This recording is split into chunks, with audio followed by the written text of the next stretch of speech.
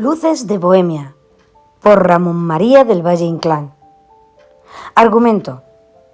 Luces de Bohemia es un esperpento publicado por Valle Inclán en el año 1924. Se trata, como hemos dicho antes, de un esperpento trágico sobre la vida literaria de la sociedad española. El protagonista, Max Estrella, sale por la mañana de su casa con don Latino para reclamar que le paguen más por la novela que ha vendido don Latino. No logran mejorar el precio y terminan en una taberna emborrachándose.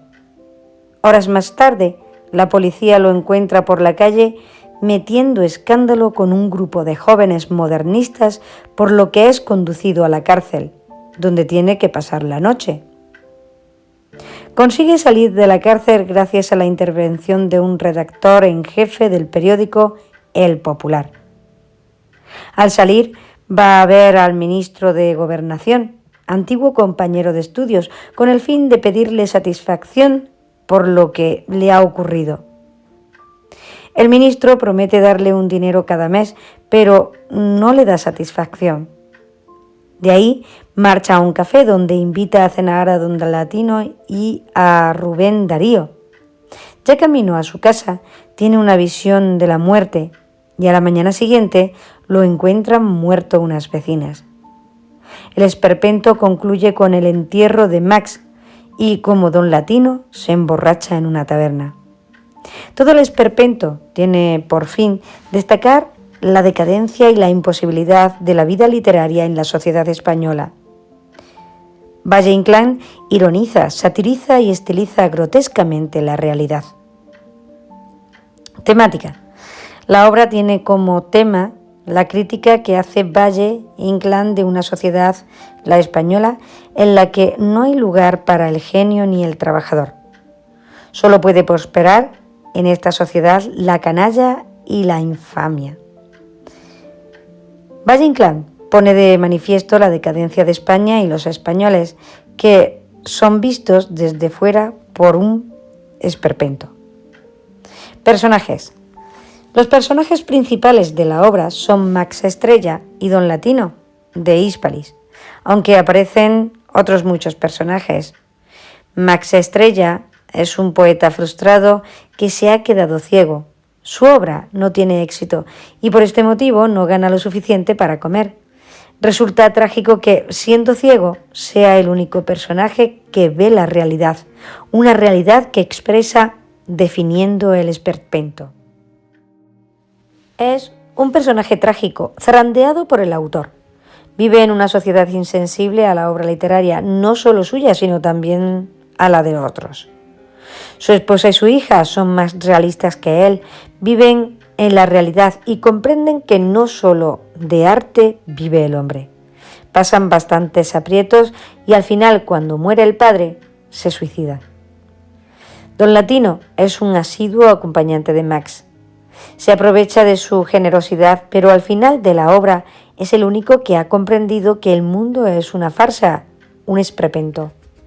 También aparece en las obras un grupo de jóvenes modernistas que se ríen, burlan de la sociedad y son los únicos que estiman a Max como poeta y lo aprecian. Aparecen personajes de la clase baja madrileña, todos ellos caricaturizados, deformados, con el fin de poner el manifiesto del bien y el mal, de lo absurdo de España, de sus costumbres y de sus personas. Valle Inclán caricaturiza, se ríe de sus personajes, zarandeándolos como marionetas. No hace ningún estudio psicológico. Todos sus personajes llevan una máscara, detrás de la cual se esconde el propio autor. Continuamos con el espacio, el tiempo y la ambientación histórica. La acción comienza por la mañana y termina al día siguiente por la noche. Max Estrella sale por la mañana de su casa y pasa medianoche en la cárcel. A la mañana del día siguiente lo encuentran muerto ante la puerta de su casa. Lo entierran hacia el atardecer y la acción termina por la noche cuando don Latino está en el bar. Toda la acción transcurre en Madrid y el tiempo es real. Valle Inclán Ha situado la obra en una época en la que había disturbios callejeros en España, época en la que Maura era ministro de Gobernación. El Madrid de Valle Inclán pinta es un Madrid absurdo y hambriento en el que hay muchas callejeras. Definición del esperpento en esta obra. Esta obra es la primera y la única en la que aparece la definición de lo que es un esperpento. Definición que Valle Inclán pone en boca del protagonista Max Estrella cuando dice: los héroes clásicos reflejados en los espejos cóncavos dan el esperpento. El sentido trágico de la vida española solo puede darse con una estética sistemáticamente deformada. Más adelante también dirá lo siguiente: las imágenes más bellas en un espejo cóncavo son absurdas, o mi estética actual es transformar con matemática de espejo cóncavo las normas clásicas. A lo largo de toda la obra podemos apreciar cómo Valle Inclán estiliza grotescamente a España y a sus habitantes. Él es en todo momento impersonal y objetivo, no añade ningún vicio a la sociedad española, simplemente deforma lo que ya tiene. Los personajes y las situaciones en las que estos personajes se hallan no son inventados, sino que Valle Inclán los toma de la vida real y los somete a un proceso de deformación.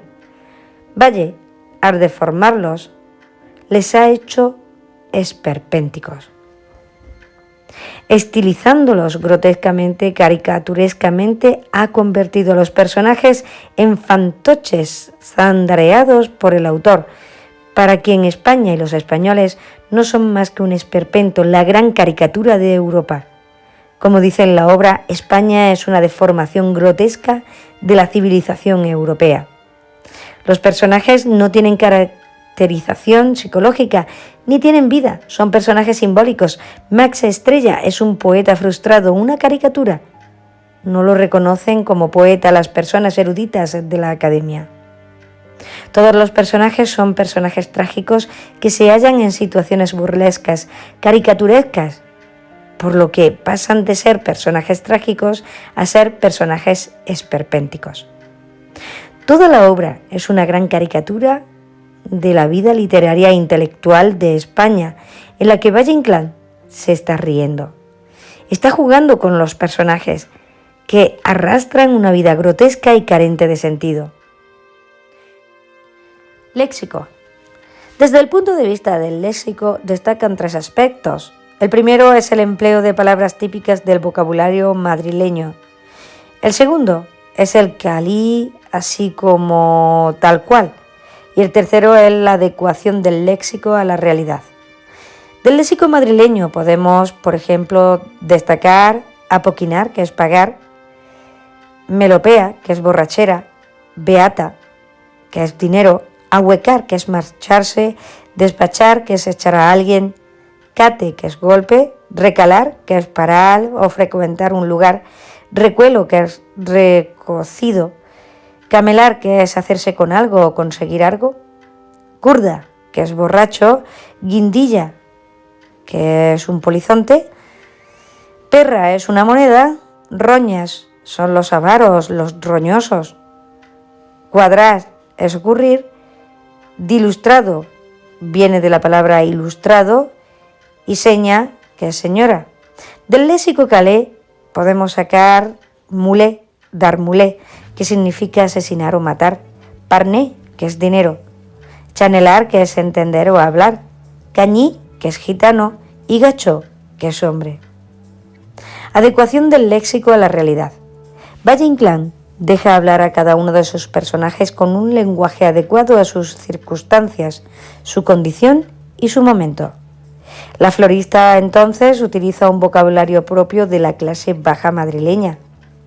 La prostituta también habla ese lenguaje propio de la clase baja madrileña, pero introduce más a menudo palabras del léxico calé. El lenguaje de estos personajes está perfectamente adecuado a la situación de los personajes. En cambio, el lenguaje de Max no está totalmente de acuerdo con su situación. Podemos observar cómo utiliza un lenguaje más bien refinado con una que otra frase o palabra latina. También resulta grotesco que llame marquesa a una prostituta. Esto hace que aparezca o que resulte una ironía en la vida. También es una ironía el que un personaje como Max, estudioso, se halle hablando de arte con unas personas que no comprenden su postura y a las que tampoco les interesa, pues a ellos lo primero que les preocupa son sus dificultades económicas. En el lenguaje podemos observar lo esperpéntico de la obra. El lenguaje de Max no corresponde a su situación. Por otra parte, la lengua está llena de rasgos coloquiales reflejados en un lenguaje popular. Se aprecian, pues, abundantes coloquialismos como las palabras tomadas de la lengua calé y de las partes bajas madrileñas. Todo ello es una clara muestra del gran conocimiento que posee Valle-Inclán sobre el lenguaje, sobre la riqueza del léxico y el total dominio que ejerce sobre él. Características literarias de la obra de Valle-Inclán. Un rasgo literario característico de Valle-Inclán es la técnica de mostrar rápidas escenas que parecen haber sido cortadas. Cuando da por terminada una y da comienzo a otra, parece que falta algo para dar por terminada a la anterior. No hace un análisis psicológico de los personajes que son meros símbolos, una serie de fantoches sujetos a la voluntad del autor. Así, Max, un personaje trágico, resulta ser grotesco, de caricatura y parece risible, un personaje de folletín. Otro rasgo literario de Valle-Inclán es su gran conocimiento del lenguaje. Lo comprobamos al ver que Valle utiliza numerosas palabras tomadas del léxico calé, por ejemplo, cistar, cañí o parné, y del léxico madrileño, que por ejemplo es apoquinar, beata, huecar o melopea. El dominio que tiene Valle-Inclán sobre el lenguaje es muy destacado y acentuado. La obra evidencia que es probablemente uno de los mejores conocedores de la lengua castellana de este siglo. Observamos también el uso reiterado de la ironía. Valle está acentuando a menudo, por ejemplo, llama marquesa a la prostituta. Un grupo de jóvenes modernistas sin influencia alguna quieren presentar a Max a un sillón de la academia. Este esperpento de Valle es el único en el que aparece la definición que dio el autor de esperpento. Toda la obra es una gran caricatura, una sátira de España y de los españoles. Continuamos con el origen y el tema. Apareció la primera edición tal como la conocemos en el año 1924. En 1920 había aparecido una primera versión en el semanario España, sin las escenas 2, 4 y 11. La obra cuenta la última noche de vida de Max Estrella, poeta miserable y ciego, inspirado en la vida y muerte de Alejandro Sahua, novelista sevillano, que vivió una vida bohemia en París. Se relacionó con escritores como Víctor Hugo o Verlaine, y en España fue amigo de Rubén Darío o Valle-Inclán. A partir de ese detalle biográfico, la obra se convierte en una parábola trágica de la imposibilidad de vivir en una España deforme, injusta, opresiva y absurda. Varios críticos han coincidido en considerarla una parodia del descenso a los infiernos de la Divina Comedia de Dante. La peregrinación de Max, acompañado por Don Latino, como Dante, acompañado por Virgilio, es un viaje al fondo de la noche y a los abismos de la injusticia, de la miseria, y no sabemos si lo que lo mata es el frío, el hambre, el alcohol, su corazón cansado o el dolor por el espectáculo que ve. En la escena 12 aparece definida como representación de un nuevo género, el esperpento, caracterizado por representar una deformación sistemática de la realidad. Estructura. Prescinde de la división en actos y se compone de 15 escenas. Está dotada de gran unidad, que aparece además por el protagonista y ciertos elementos como la presencia de la muerte desde la escena 1, que anticipa el final de la obra, o el billete de lotería que saldrá premiado tras la muerte de Max en una cuidada estructura. La escena 1 es el preludio, Max en su casa, con el anhelo de morir. Las escenas desde la 2 hasta la 11 es el cuerpo central, es la peregrinación de Max por la noche madrileña. Desde las escenas 2 hasta la sexta va hasta la estancia de Max en la cárcel con el obrero catalán. Desde las escenas séptima hasta la número 11 corresponde desde su salida de la cárcel hasta la muerte del obrero catalán. La escena 12 es el final de la peregrinación. Exposición de la teoría del esperpento como recapitulación que da sentido a todo lo anterior. Vuelta de Max a su casa y muerte. Escenas desde la 13 hasta la 15, corresponde al epílogo. En ella aparecen paralelismos entre las escenas 1 y 15 y la escena 1 y 12, entre las escenas 6 y 11, las finales de cada una de las etapas del cuerpo central aparecen con la aparición del mismo personaje en ellas. Pasamos al lenguaje del esperpento. Técnicas. Deformación y distorsión de la realidad. Usos paródicos, por ejemplo, el parque lleno de mujerzuelas que transforma en el jardín de Armida, que aparece en la Jerusalén de Tasso, o la policía a caballo son soldados romanos con trote épico. La degradación de los personajes se manifiesta en los rasgos de animalización, cosificación o muñequización, perros, fantoches, camellos, cerdos o peleles. Contrastes especialmente entre lo doloroso y lo grotesco. Velatorio de Max, el dolor de la madre y la rebeldía de algunos personajes en la escena 11, y el conformismo de los defensores del orden establecido, por ejemplo. Con un humor mordaz y risa agria que sirve de consuelo del hambre y de los malos gobernantes.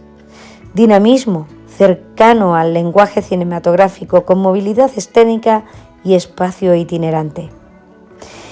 El lenguaje posee una riqueza y variedad de registros, por ejemplo, pedante, paradójico, expresiones formularias y administrativas, coloquialismos y vulgarismos, con función dramática de autenticidad. También aparecen diálogos rápidos y ágiles, con acotaciones con alto valor literario y visual y cinematográfico, con predominio de la frase nominal, con bocetos de personajes y descripción de actitudes. Continuamos pues con la crítica de la realidad, el esperpento. Luces de Bohemia plantea una crítica de los más diversos aspectos de la realidad española. Mediante el uso intencionado del anocrismo se hace referencia a las colonias españolas de América, a la Semana Trágica de 1909, a la Revolución Rusa de 1917 y a los violentos acontecimientos posteriores a la crisis española de 1917 hasta el tiempo mismo en que se escribe la obra. Críticas a políticos del signo diverso, Castelar, Romanones, Maura, García Prieto, Alfonso XIII, ataca al mal gobierno, Ministerio de la Desgobernación, y al capitalismo y conformismo burgués, en contraste con el hambre y las miserias del pueblo, pero sin enfoques populistas, mostrando también su embrutecimiento, su ignorancia y su degradación moral. Además, es una protesta ante la corrupción, la represión policial, ante los colaboradores derechistas de la misma, los polis honorarios de la acción ciudadana, con especial intensidad en las escenas 6 y 11, el obrero catalán y la muerte del niño. No se libran ni la religiosidad tradicional y vacía, ni las instituciones literarias como la Real Academia, el modernismo tardío, Galdós, Villa Espesa o los Quintero. Estos aspectos críticos se presentan bajo la estética del esperpento, España es una deformación grotesca de la civilización europea y el sentido trágico de la vida española solo puede darse con una estética sistemáticamente deformada. Los héroes clásicos han ido a pasearse al callejón del gato, reflejados en los espejos cóncavos dan el esperpento. Mi estética actual es transformar con matemática de espejo cóncavo las normas clásicas. Repercusión de la obra. Algunos críticos han señalado la relación entre la estética del esperpento y el expresionismo europeo, que coloca a Valle Inclán en una línea de ruptura con el realismo, propia de los movimientos de vanguardia europeos. Durante mucho tiempo y en varias ocasiones, la obra no pudo representarse con la censura. A partir de su estreno en París en 1963, tuvo resonancia mundial, pero no pudo verse en España hasta el montaje de Tamayo en la temporada de 1969-1970. Desde ese momento se suceden las representaciones y diversiones.